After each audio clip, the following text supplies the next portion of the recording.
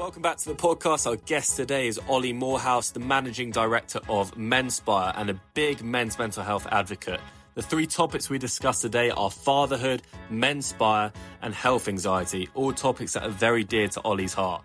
Enjoy the episode, and if you want to get in contact with Ollie, all his information will be down below. Woo. So my name's Ollie Moorhouse. I don't really ever know what to say what I am. I think I like to say I'm a hairdresser, I'm a businessman, I'm a husband, I'm a father, I'm a son. I'm pretty much just a normal bloke, really. I've got a pretty cool kind of job. I've got a amazing family. I've got a great network of people around me. I get to surround myself with some really inspiring people every day that keep me on the straight and narrow. And essentially, you know, I spend a lot of my time mentoring young men and ultimately seeing many different personalities, learning a lot about different people and understanding people's characters, all alongside trying to do the same thing with myself. You know, I'm 32 now. Like I said before, I'm a father, I'm married, I am a family man is probably, you know, I think it's quite an easy term to chuck around to say that you're a family man, but my full focus, I can say with all my heart, is that every day is about, you know, whether it's about pleasing your family or providing for your family, everything is based around, you know, what my son sees of me and what my wife sees of me. So I think, I mean, that was quite jumbled how I said all of that, but I think sometimes when you try and explain who you are to someone, it is a bit like that. And I think that gives quite an honest reflection of where I'm at, really. Like, any standout stories or conversations you've had while cutting people's hair that sort of come back to you at first thought when I said, yeah, do you know what? It's mad you say that, bro. I speak to my dad on the phone most days, right? And I spoke to him this morning. And we were talking about how, this is going to sound ridiculous, like context-wise, but like, I used to, whenever, I mean, we're going to talk about health anxiety, so maybe we should say like health anxiety here, but like whenever I had a doctor sit in my chair, it's just like stand out to me. Like, obviously there's loads of amazing stories, like really cool ones, like I cut this footballer, or I cut this musician or actor, blah, blah, blah. There's loads of like really cool stuff, but something that really sticks out to me, and I literally said to my dad this morning on the phone, I was like, do you remember when I used to get a doctor sit in my chair and I'd personally save their number? And it was just like, I mean, I don't know how open I could talk, but some people get a number and they're like, I'll save that phone number, I'll call that number when I need it, say no more. On speed For dial. me, it was class. When I got a doctor, I was like, oh my God, I've got a doctor's number in my phone. And then I'd ring them. I'd fucking text them and ring them, and just like looking back at it, it just makes me laugh. So if that's my stand-up moment with a client, it's an example of something that was funny and humorous back in the day. That's amazing. Yeah, I mean, like, for many people, right, talking to a doctor is just talking to a doctor. Yeah.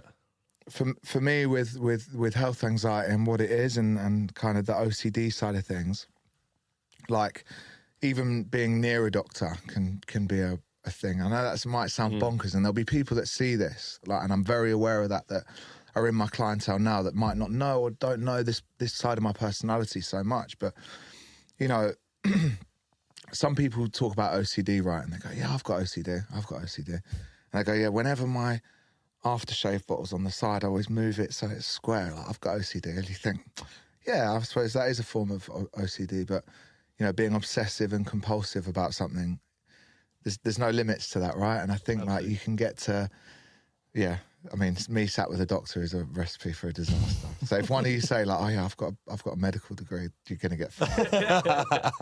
I think many men treat the barbershop almost as a form of therapy. Yeah. Why do you think men see the barbershop as a place where they can be open with others? I think generally speaking, men and women see it like that. Yeah. I think like, I know we're focused on men's here, but I think someone to come so close to your personal space, I think like people underestimate that a little bit, you know, like going for a haircut is one thing. You get your hairs cut shorter. Yeah, that's obvious. Yeah.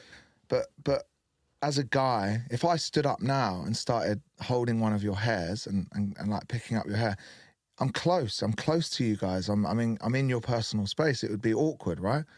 But there's a guard that you let down at the door of a barbershop that this guy is going to come over and he's going to pick my hairs up and he's going to cut them shorter. And that's not even getting towards kind of like the trust element of someone changing your appearance or having all that control, handing over all that control to someone. You have to trust them.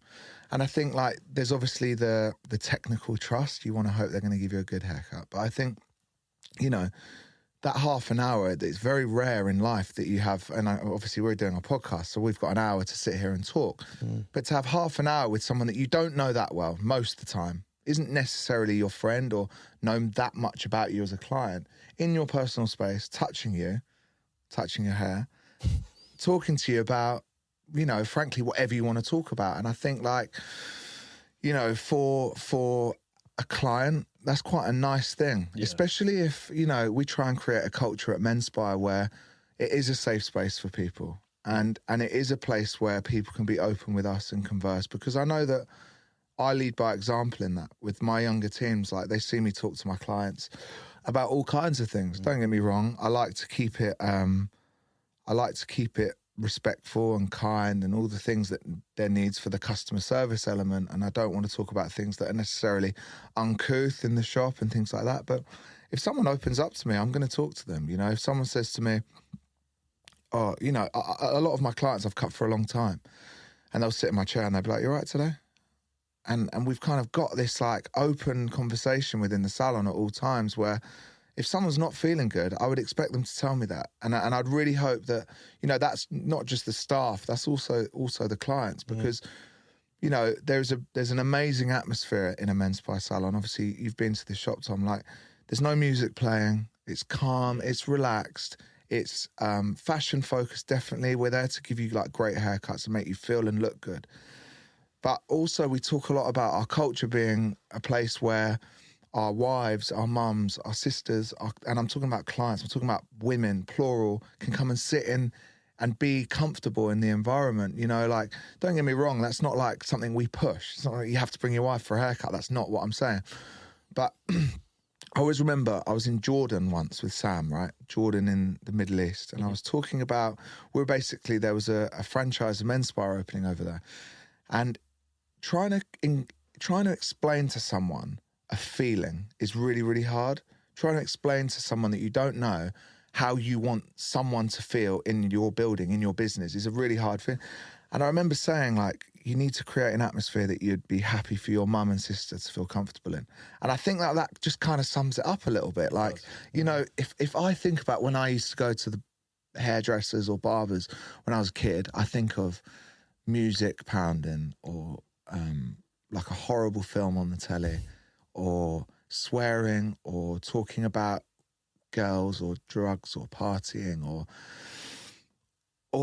you know, almost like you walk into an atmosphere where you kind of have to be like, oh, there's kids there, shush, shush. Like, that doesn't happen in a MENSPIRE because we've done it in a way where the feeling you walk in there, you leave, you feel great. Like, I love being in there because, don't get me wrong, like, we're a group of lads that all work together, and there's times where we do look at each other and go, all right, cool, let's stop that conversation, sort of thing.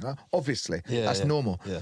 But at the same time, like, if my mum called me and said, oh, I'm in, I don't know, Nottingham, I'm popping into MENSPIRE for a coffee, there'd be no part of me that thinks, oh, I hope she doesn't see anything she doesn't like. And that's a nice feeling.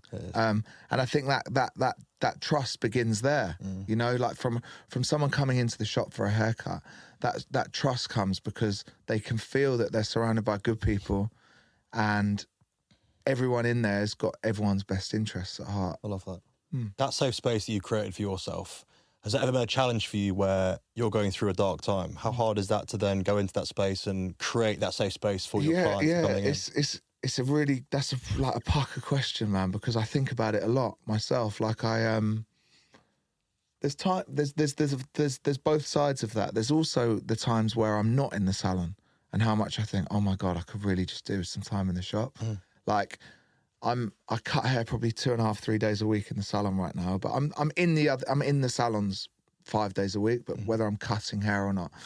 But things like when I go on holiday, I miss the strength that I take from the salons, definitely.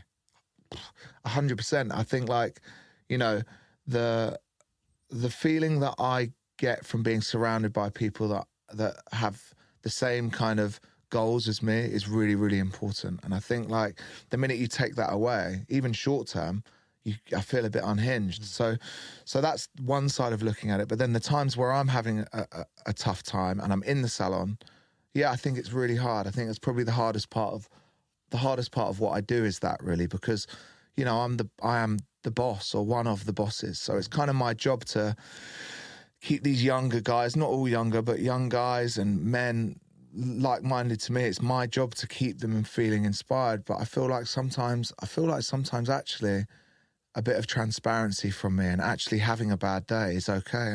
And you know, we've just had a few bits going on in one of the salons recently, and it was really tough. It knocked me for absolute six. And everyone that comes to the shop knows me. They know my character. That's the lads that work there, the people that get their haircuts. They're all just local people in the community, know what I'm like. They know my character. They know when I'm not having a good time. And I think, you know, unfortunately, I'm a big personality that if I'm having a good day, the whole salon will have a good day. And if I'm having a bad day, I can curse it, and I know I can. And I think sometimes I just have to speak to the people around me that are, you know, that run the shop, if you like. Because I don't like to think of myself as the person who runs the shop. There's lads in there that do a lot more than me at running the shop. And I'll say to them, I'm having a tough day, give me a wide berth. But, you know, I'm also, you know, I'm soft. You can probably see, like, even talking, like, I'm a soft person that will, if I'm feeling low, I'll wobble. And you know, when you're cutting someone's hair, that doesn't just go away. Just because they're paying for your haircut. If they say to you, you're having a bad day, yeah, I'm having a bad day. What's going on? Oh, this is going on. Like, I'm not going to hide it. And I'm very, very content and at peace with a tear in my eye when I'm saying that. Like, it's not something that I'm necessarily trying to, it's not something that I'm trying to, like, be away from. I'm good with being open about where I'm at. Have you always been that way? Yeah. So that's a really rare thing, because Tom and I speak about this a lot. Is the softer side of you, which I think Tom and I definitely have. And I've had to work on that. I've had to work on having my guard down and being open with my friends and my family and even people like Tom. But you've been like that since you can remember? I think so. Yeah, I think so. I think, yeah, I'm definitely, like, I'm complex, man. I'm complex, but I'm definitely not embarrassed to cry. Love that. Like, at all. I could, like I'll don't get me wrong. Like, I'll watch TV and something will make me feel emotional. That's normal. But, like, you know, if I talk with passion, you know, and I think, like, by that I don't mean like I'm so passionate. But what I mean is I wear my heart on my sleeve. And if I'm in a conversation, like, I had a meeting with one of my business partners a couple of weeks ago, and it was heavy. You know, we had some big stuff to talk about. But if tears go into my eyes, I'm not going to be the sort of person that, like, oh, I've got a hay fever, I'll cry. I'm a crier, man, and I think I don't think that's a negative thing, really. I think it can definitely you know, it shows vulnerability to a certain extent, and I think that's fine. It's as much as anything, it can just be a bit annoying. Do you know what I mean? Like there's times where, like, at my son's nativity play last week, I was, like, sat in the front. There's, like, all the dads, yeah. You know what I mean? And I'm just, like, bawling my eyes out. Even my missus looks at me. She's like, "Are you all right?" I was like, but you know what? Like, if that's a character fault, I'm good with that. Like, if that's something that I can go, oh, but maybe I wish I didn't cry so much. It's not a big deal. Like, I'm not. Yeah, it's not something that phases. So you feel a lot. Yeah, you feel a lot. Yeah, I feel too much, actually. Yeah, I think. Good and bad. Yeah, I think, like, I'm very inquisitive. I'll never forget, I had a client who used to say to me, "You've got such an inquisitive mind." And, like, you know, inquisitive mind can mean many things, but I think, like, I'm kind of like, everything that I do, I break down so much into such little parts. And I think, you know, in many things, in work and in therapy or whatever, it's positive. But then there's a lot of things that is just overthinking, and it can just completely... Big time. Oh, my God, man. It can wear you thin, bro, you know? Like, even like, I reckon I text Tom 4 times before today. What's the location? What time are we starting? And, like, ironically, last night, he just, like, swiped his message from 2 weeks ago when I asked him before. But my mind doesn't work like that. I don't think to go up, I need to ask again. And like, you know what? Like, for a long time, I would battle with that. Like, I would battle with that. I would try and edit it, and I would try. And then you get to an age where you kind of think, you know what, like, I'm good, man. Like, if this is bad, then fucking hell, like, I'll take that as bad. Like, sorry, Tom, to text you loads, but like who cares? He Like, messaged me being like, can he go away? This guy, this guy's a fucking diva, man. He's just a hairdresser. Why is he? Yeah, that's fine. I wanted to ask you, do you think that the power struggle and the authority side of things, do you reckon that's why it affected you so much at school when you had to look into everything and question everything that was being asked? Yeah, I think school, I was just all these things that have come to the surface, if you like, in my adult life were just like bubbling at that point. I don't think I was really doing anything different to anyone else at school. I was just a nightmare at school, man. I just didn't care. I was always like really respectful and I believe kind. I'm sure I had errors in my character at some point, but like I was never like a nasty person. I was just a bit of a nightmare. I was erratic. I was up and down. I suppose like loads of ADHD traits. But the authority thing, no, man. If you're asking about my authority, or you're asking about like. Well, it's more just like looking into things so much and questioning why someone's telling you to do your algebra and your times 10 tables. You know what I mean? And you're thinking, but why am I going to be doing this when I don't need it? I think I was just disobedient, actually. Yeah. To be honest, I'd love to give you like a cool answer there and trendy, but I think like actually I would think I was just a bit of a dick. Do you know what I mean? But then I think most people were at that age, and I think. You know, I'm definitely, the one thing I did like about school was authority, to be honest. Interesting. Don't get me wrong, someone saying to me, do your algebra, like you said, no, I don't want to do algebra. But if he says, tuck your shirt in, I'm tucking my shirt in. Like, I definitely wasn't a douche. Like, I think, like, I hear a lot in my industry, you hear people hammering school and going, oh, I didn't need school, I didn't need this, If I go to my son's, you know, obviously I've got the flip side now, I've got a little boy. If I go to his parents' evening, and his teacher says he's unbelievable at maths. He's so clever, but he's really rude to the assistant in the class, or he's nasty to... I could not give a toss about his maths. If I go and they say he's really struggling with his maths, he's not that good at English, but he's so kind and he looks after... You're winning. Like, and I say that with complete transparency. Like, you know, I think... the only thing that I want him to come out of school with is respect for authority, being punctual, and being kind. And you know the wolf. See, the only I mean that's the only thing I want from school. To be honest, I love that. What's it like being a dad? Oh, dude. Yeah, I mean, look. Here's what I'd say about it, is I'm very fortunate that... I'll just take a breath. Take your time. Yeah, like, you know, my wife is...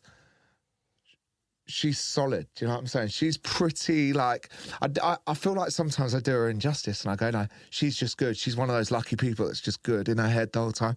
But she is, you know, she's balanced, she's exactly that. And she gives, you know, a stability, if you like, to our household that I think it makes my job easier. Do you know what I'm saying? Because I can kind of dip in and out. I can kind of do MENSPIRE, come home, play football in the garden, do WWE on the bed and then put him to bed. Do you know what I mean? So like, it works. Right now, my part of being a dad's amazing, bro. Like it's so special. It's I mean, definitely a challenge. I think we're kind of like programmed as guys that the mum obviously births the baby physically, and then you have this baby in your arms and all your problems go away and you fall in love with the baby and everything's happy and that's it for the rest of your life. And I'll never forget it. Like, and I've probably never said this like out loud, but I remember them giving me Bodhi when he was born. I looked at him and I was like, what do I do? Like, what do I do here? But don't drop him. Because I'm not that like, I mean, obviously I'm not maternal. I know that's the female version. Paternal. Like, it doesn't come naturally to me. I have to be honest. But I remember thinking, well, hang on a sec. So I've got this little boy. I've got a beautiful missus, lovely house, a child called Bodhi, which is such a rad name. Like, he's amazing. Yeah, that's a name, actually. In my hand, I'm thinking, this is where all my problems are going to go away. And then you wake up the next day, day 2, And the same kind of thoughts that were there before are still there. And it's kind of quite a scary feeling, really, because then you're thinking, oh my God, I've navigated it this far for me, and then a little bit for me and Karina, my wife. And then now I've got to be a dad and navigate it as well. So, yeah, I mean, bro, being a father is like the biggest blessing in the world. It's like, it's the best thing ever for me. You know, doing it with Karina, as being a parent with Karina, is special. It's amazing. We're a good team, man.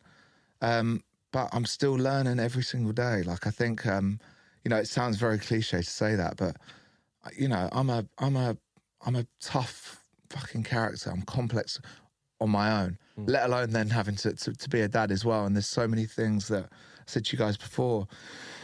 You know, I'm so protective of Bodhi slipping into things that I might have slipped into as a child, or seeing things that perhaps I don't want him to see, and hearing things that I don't want him to hear. And, you know, I think that experience has taught me that a lot of my traits that I struggle with day to day now are from being when I was younger. And I think, like, for Karina and I trying to navigate it together, giving Bodhi a, you know, he gets to his, I kind of talk a bit of like just him being on 0 when he gets to 18, like not in minus. Do you know what I'm saying? And I don't get me wrong, I don't mean that as it sounds. I don't mean that being in minus is going to be terrible if he is, but getting him to kind of 16, 17 with minimal trials and tribulations is what I'm after. Because I think that as society, we're a lot more aware of this stuff now, thank God. And I think, you know, as parents, you know, bless her, Karina's lived with me, man, since we were 18. So for her, that must have been super tough. And I think that, you know, at the same time, she's got the patience of a saint. She also understands. She's an understanding person that I think is super, super on the mission with me to make sure that Bodhi kind of comes out unscathed. Absolutely. I talk about this quite a lot with my girlfriend. And for those of you watching that can see this, I almost see it as like a wavelength thing. And I go up, my highs are high, my lows are low, my highs are high, my lows are low. Meg's a constant. She'll drop down and she'll go up and she'll drop down. But having her as a constant in a relationship brings my peaks and troughs a lot smaller. Yeah. And I think it's one of the key things in a relationship which I didn't realise I was missing for myself. It's having someone who sort of can tolerate when you're at your lows and tolerate when you're at your highs, and see it from their point of view and be there to, you know, minimise that in a way is honestly one of the biggest godsends. Oh, mate, 1,000,000%. I think, like, there was times in my life, not even that long ago, probably 2, 3, maybe just, 2 or 3 years ago, that I used to, like, kind of joke with Karina and be like, come on, man, like, let's be a bit more spontaneous. Let's do this last minute. Let's do that, blah, blah, blah, blah. And I used to kind of like, sort of like take the piss. Like, it's in my character to just wind her up a bit and say to her, like, how are you happy just like chilling on a Friday night watching a movie? Like, why are you know, I would want to go to some flash restaurant in the West End. She's content with fish and chips on the sofa. And I think, like, if you take from that exactly as it sounds, like, there's like, I admire it, to be honest. Like, I would, for me, like, to be able to just be kind of chilled and flatline makes it sound negative, but constant is a nice way of putting it. Like, I envy her for that. And I envy many people. You know, those people that you go, like, they tell you a story and I'm like, are you not worried about that? And they're like, well, no, it's all right, we'll figure it out. And I'm sat there thinking, what? You're worrying for them. Dude, 100%. Like, it's like, you know, it applies to so many areas of my personality. Like, food's a big one. Like, I will sit on the sofa with Karina and I always use this as the example, and she'll, like, walk in, fridge, one bit of Galaxy, eat it with a cup of tea, and she'll be like, oh, that was really nice. And I'm looking at her thinking, where's the rest of the bar? I'm thinking, who does that? Like, it's so weird. Like, but actually, but really, in the last, probably, in real recent times, I realised, like, oh my God, like, how nice to just have that balance.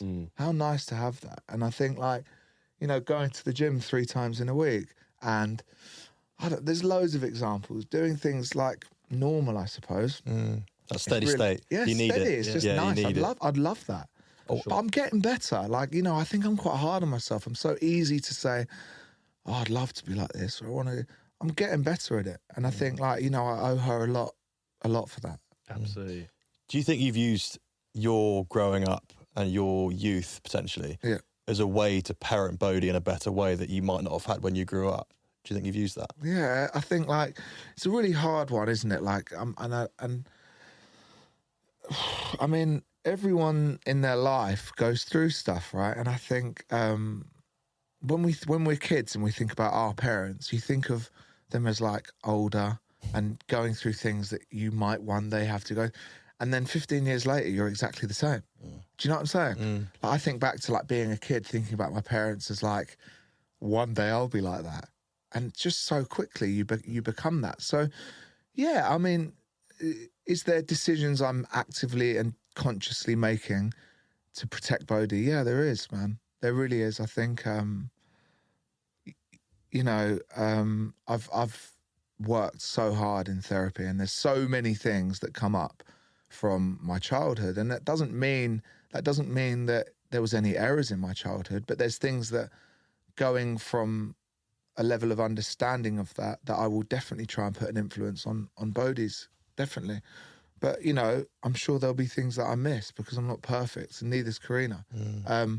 But if you're asking me what those things are, I try really, really hard to give him a very kind of, not even cotton-wooled aspect on things, but I don't give him too much detail on things he doesn't need detail in. And I think, like, I forget what the expression is. I'm not even going to try and reel off a quote here, right?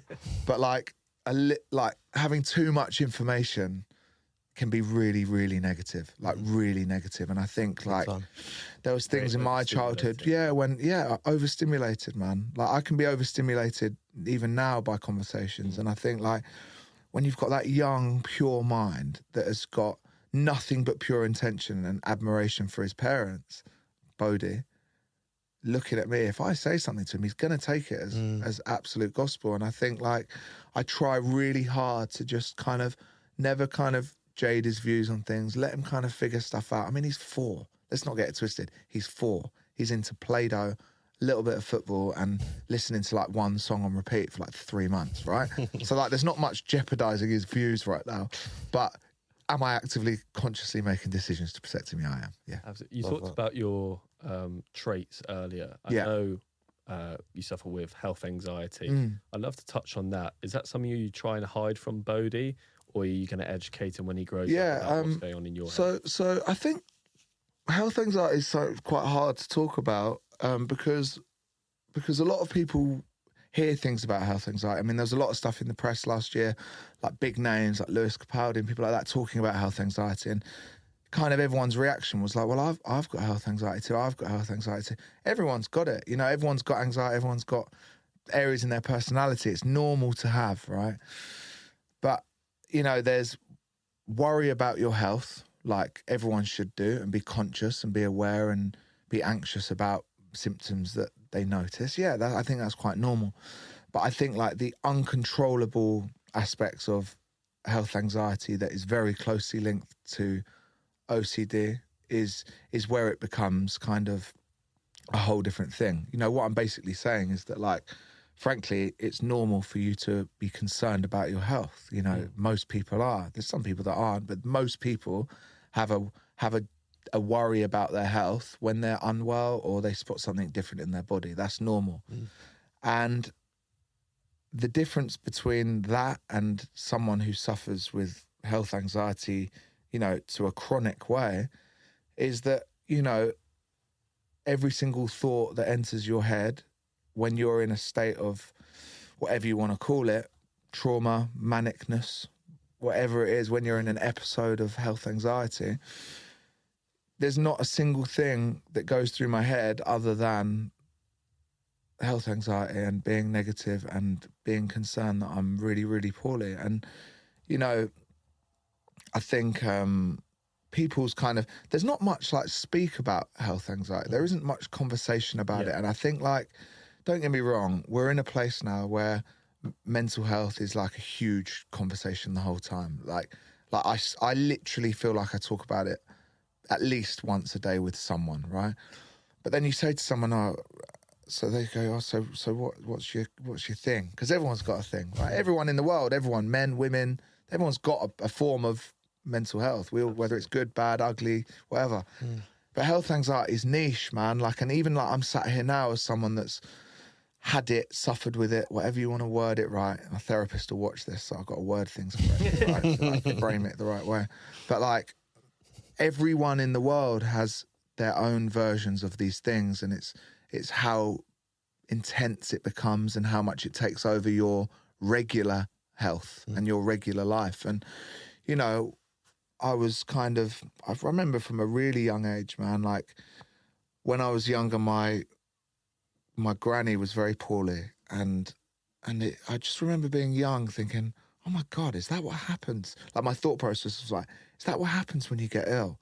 You know, X becomes Y, and very quickly, you know, you lose everything and you get really sick and get really skinny and all this scary stuff. And then very quickly you kind of get to you, like, I remember being at school and we had this guy come in and talk about testicular cancer, right?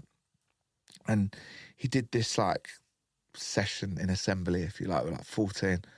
And like everyone was kind of like, oh, that was good as we left. That's good to know. And I was like, yeah, that was good to know. And I remember just like from that day, I was like, well, everything he said, I can feel that, or I can do that. And then I'd like self-diagnose myself with this thing. And obviously different age, less kind of stresses were running alongside that. But so it was nipped in the bud quite quickly. Went to the doctors, got checked, it was fine. Yeah, obviously.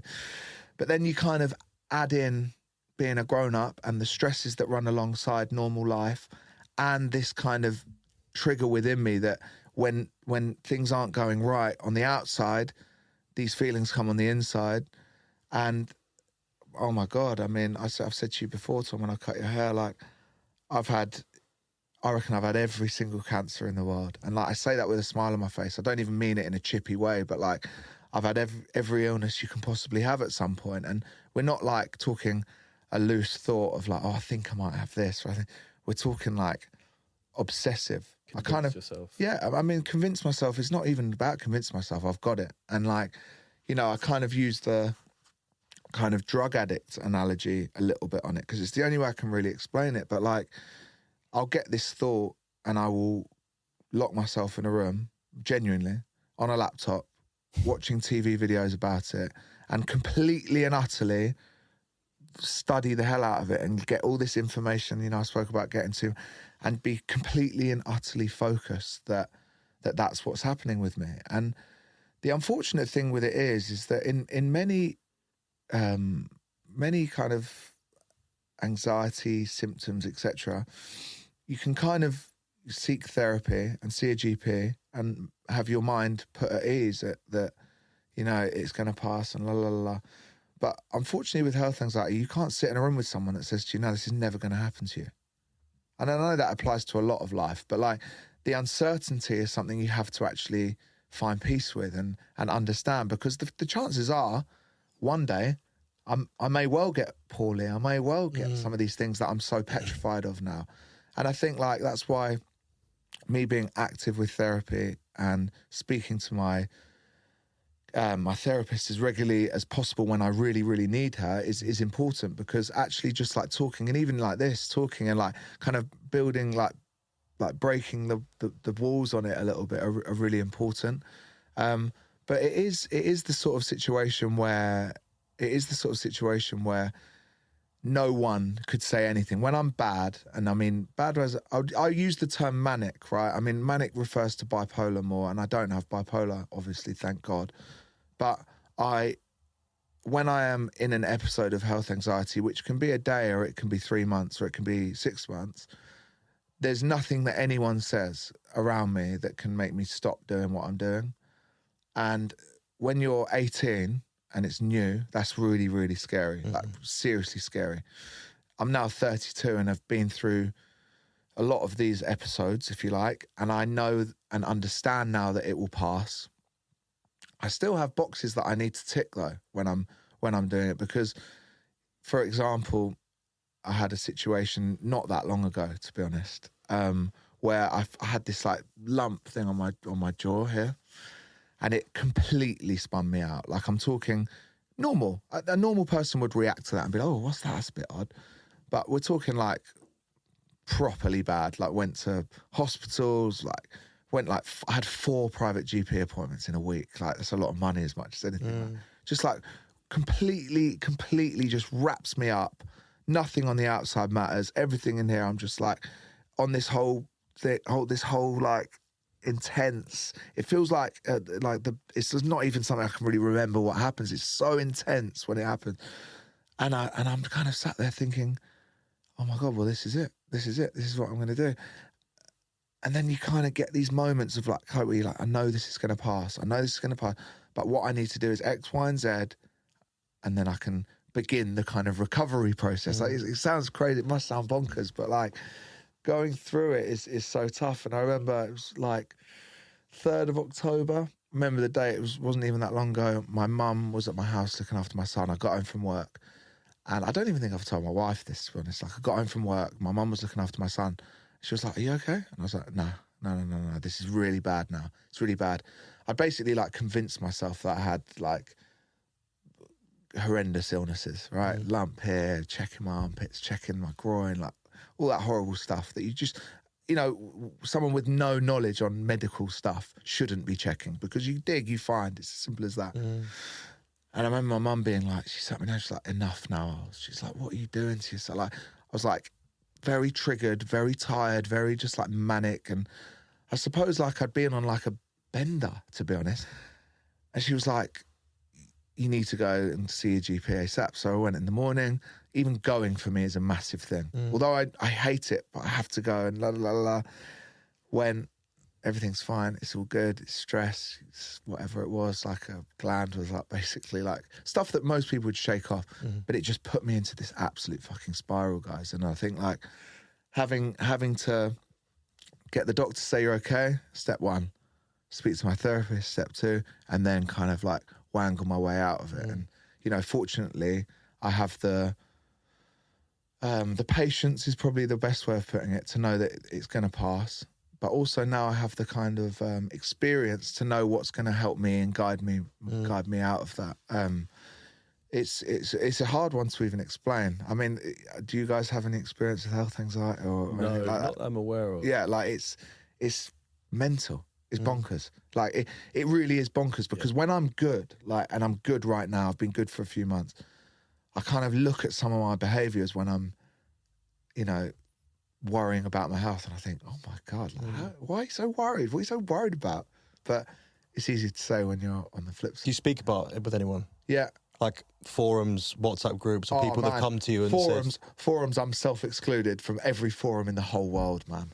Like, for that exact reason, because otherwise... Dude, like, the online is the worst place ever for someone with health anxiety. It really is. Probably, I can only speak on behalf of health anxiety. I want to be really cautious with my words here, but like, it's so easy to Google, for example, I've got a lump on my jaw and my armpit hurts. I mean, you are finished at that point. The minute you've written that in online, you are finished. So for me, no, I don't use anything online. I speak to people around me, because seeking for reassurance is quite a big part of health anxiety. It's quite big part of a lot of I bet. anxiety in general, isn't it? Seeking reassurance. But, I'll kind of like be cutting someone's hair and I'll be like, this weird thing happened. You're not going to believe. And you're kind of waiting for someone to go, oh, no, that's all good. No, I've had that before. Don't worry about it. But then you get one person out of the day of your haircuts go, oh, yeah, I had a friend who had that. Oh, what happened to him? Oh. And then you think, oh, my God. And then your reassurance actually becomes the worst thing in the world. The worst thing in the world. How does having health anxiety, I know because it's your personal experience, how does having a 4-year-old who's going to be ill a lot more than, say, you are, comes home from nursery, got the sniffles again? How does that manifest in that, or is it just you? It's funny, it's interesting, because, like, people always think that it's kind of like germs and health-related in that sense. Like, as awful as this sounds, I couldn't give a monkeys about getting a cold or a cough or any other viruses that happen. That doesn't give me any fear. Interesting. I think, like, the fear comes from getting sick, like properly sick, losing your dignity, I suppose is the word, your control. It's deeper rooted than germs. Like, you know, Bodhi coming home with the sniffles or something like that, don't get me wrong, like, I want to make sure he's as healthy as possible, and I want to, you know, I try my best we try our best. He eats really clean, he eats really healthy, try not to give him too much processed stuff. Obviously, we're not too neurotic with him, but we're focused on him being as healthy as he can be. But the kind of him coming home from school with stuff is something that I'm very chilled about. Even me, like, if I get a cold, I'm good, I'm fine. It's the kind of sinister stuff that I'm not as into. You think stress and work pressures play a massive role in 100%. anxiety? Yeah, but I didn't know that until doing lots of work on myself, because I think of health, or I used to think of having health anxiety was the symptom, or was the cause, if you like. It was the health anxiety was the issue, is how I used to think of it. But it's actually not, to be honest. It's the, you know, it can the kind of timeline would be something major happens that triggers me into stress. Then I need something to worry about, and it becomes health anxiety. It's not often. I mean, there's been occasions where there's been something like I said about my neck, and I was like, oh my God, and then I freaked out and it went that way. But the majority of the time is that actually, yeah, I'm stressed, I'm tired, I'm triggered, if you like, by something, and then I react by being very anxious about my health. But, you know, I do what I can now as a 32-year-old male, husband, dad, someone that has responsibilities, to put myself in the strongest position I can be every day when I wake up, to make sure that I don't have those low modes. Do you know what I'm saying? Because I think, you know, if I'm out partying every week, I'm going to be anxious. You know, so I made decisions about that area of my life, and I made decisions about being healthier with my food and my diet. I've recently lost quite a bit of weight and made some changes to my kind of lifestyle. Who I surround myself with is a humongous one. Huge. I protect myself, and I protect my kind of my peace, my sleep, all these things with everything. And, you know, I'm like maybe two and a bit years into like cold water most days. Awesome, man. Every day. I'm actually, like, I say that as a bit of a porky at the moment. I've actually had 3 weeks off. I'm just gonna, little rest. I'm going to admit that to the room. But in normal times, yeah, I'm cold water every day if it's just a minute in my garden. And things like that I know help me so much. I try my hardest to protect. And, you know, but the flip side of that is when you're in a bad spiral, it's very easy to self-destruct and be like, well, if I'm having a bad day, I'm not going to do that. So it's discipline, isn't it?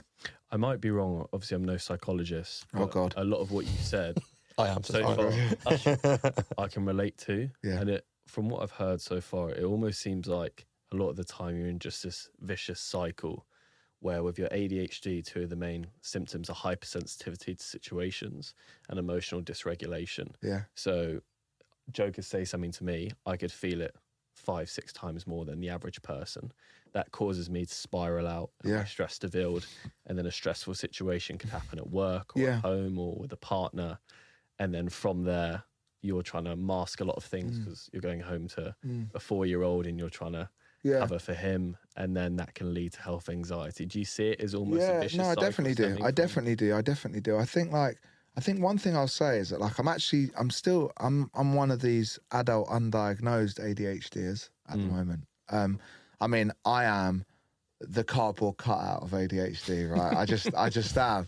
And it's something that is on my list for the new year to kind of explore and get that kind of diagnosis, because I know that as much as anything, it will put a lid on something that I need a lid on. You know, I don't even want to talk about medications and things like that right now. It's not something that I'd necessarily for or against. I would look into it and explore it. But yeah, in what you say, like, you know, someone can say the smallest thing to me, man, and it will stay with me for the whole day. And then, when you've got a lot of people, for example, that like work for you, with you, that are your team, and one of them says one thing about one person, and it will stay with me for the whole day. Or, you know, the sensitivity to certain topics can trigger me into like a whole kind of world of bother. And I think like things that I think about and worry about I would say, like, there's not another person in my life I could think worrying about the stuff I'm worrying about. Do you know what I'm saying? And like, you know, that can be anything from, God knows, I mean, business stuff, money things, bank stuff, booking a flight, anything, you know, like booking my appointment to come and be on a podcast with you guys. Like everything I do, I have to answer questions. And I think like even some of my closest people get frustrated with me with that, you know, like, because it is hard. It is hard. If you don't get it, it's really, really tough. I can't imagine how annoying it is, some of the things I do around the house. And I mean, let's be really honest here. Like even before bed, I have to, well, I don't have to, I choose to go into my garden and get in a hot tub or a cold tub of water, and I sit in an ice bath before I go to bed because I know it calms me down and it makes me sleep great, right? But to someone who's a constant, I love that, by the way, a constant, like my wife, she must think, bloody heck, like he's got to do that to just go to sleep. Do you know what I'm saying? Absolutely. And I think it must be quite hard work, especially for someone whose personality is relaxed. But you know, you are the kind of product of the people you spend most time with. And I mean, my best mate is diagnosed ADHD. My other friends are similar characters to me, you know, maybe undiagnosed. In many ways, there's a lot of positives to all these things that I'm slating in my character. I'm sat here going this. But actually, you know, being someone who is in touch with their emotion is something that I'm very proud of and something that I use as a credit to myself every day. And being detailed, you know, then goes into my business and my work ethic and things like that. So, you know, I don't want to totally write myself off here. Like I'm winging it. I'm still going and I'm doing all right. But like, I think, you know, if you said to me today, you could take this pill, and I don't literally mean medication, but you can swallow this pill and you can be a constant. Would I take the pill? I don't know. I actually don't know if I would. So I don't think you would. No, because I don't know if I would. your wife would thank you for getting in the ice bath before bar, because it'd be a nightmare if you didn't get in it. Yeah. So these things that you're doing to help yourself, she would say, no, get in the ice, because you're a far better person to sleep next to when you do go in it versus when you don't. Yeah. So your colleagues at work, you probably wouldn't have MENSPIRE if you didn't do those things. Yeah, so maybe this neurodiversity that you've got makes you the person that you are, which makes you the good husband, the good father, the good work person to work with. All those great things that you have as a result of that, your friends would thank you for it as well. If you didn't have those things and swallowed that red pill, then they wouldn't be there. But then there's the other question is, what about Bodhi? If I could, at this point, could I protect him forever on it? Yeah, I would, 100%. Like, it doesn't even enter a conversation for me. You know, if I think his personality is very much like me, right? And I think that there's things I can see already. He is very similar to me, but I really hope that because he's got my wife and me, I think she'll perfect balance. Yeah, man. I hope so, man. Perfect balance. So. Let's see. I wanted to ask you quickly on, because you mentioned therapy a few times. Yeah. As someone who's gone through therapy a few amount of times, I'd ask you what your key takeaways would be for anyone who's either thinking about starting it or in the process of doing it. Yeah. Here's what I'd say. Different people react to different people. You know, like someone that works for me might not work for you and vice versa. And I think like for a long time, I kind of threw money at it. Even when I was younger, when I couldn't afford to, remember like seeing this one guy on like Wimpole Street, and I was thinking, oh my God, well, if he's up here, then he's obviously the man that I need to see. And I like sat looking out of his office window, like literally like you see in the movies. And I thought, and then it didn't work. And I was like, oh no, the guy that I've just spent my month's wage on, it didn't bloody work. But then, you know, I came across a lady that I was recommended her by an old colleague. And honestly, I think the first time I saw her, I was maybe 20 years old, and I'm 32 now, and I still speak to her probably at least once a week. Our relationship's definitely changed. You know, she's kind of a friend now. I still use her services. There's still a transaction because I think that's really important. Yeah. Like, when I'm unfortunately, I've kind of in the last 12 months, I kind of got to this point where at the beginning of this year, I kind of probably was a little bit naive and thought, oh my God, I've cracked it. I'm good. And like, I think that's why the couple of rough times I've had this year have been maybe felt worse than before, or felt like the worst ones ever, that kind of thing.